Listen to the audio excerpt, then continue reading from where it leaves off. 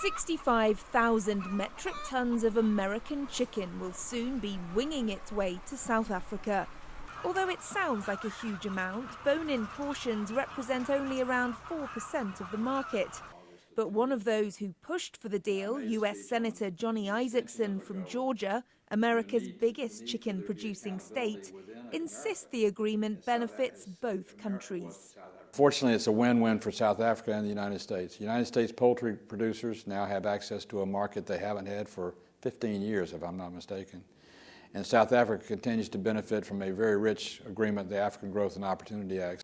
The agreement follows months of negotiations, but came just weeks after the US Senate passed an amended renewal of AGOA, containing clauses requiring out-of-cycle reviews of South Africa's trade practices.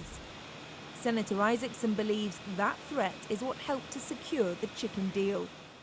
Those clauses, do you think those help to put pressure on these negotiations? You know, the most impotent person is a toothless tiger. So the tiger needed some teeth, and we decided that the ability of the president or the trade minister to call up a 30-day review within the agreement, specific countries and specific commodities within those countries, sent the word to the South Africans that we were serious. We wanted to let them know what we were capable of doing, but hoping that they would be willing to come together and meet at the table. Trade expert Stephen Lander says the detail of the deal isn't important, but rather what the renewed partnership between the countries could lead to in the future.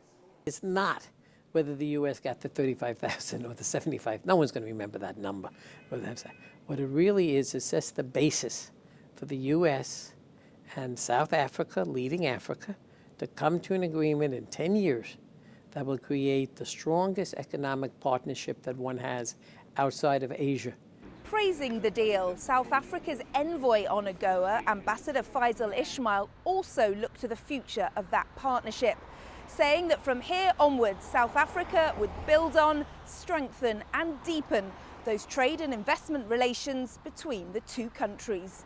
Kate Fisher, SABC News, Washington.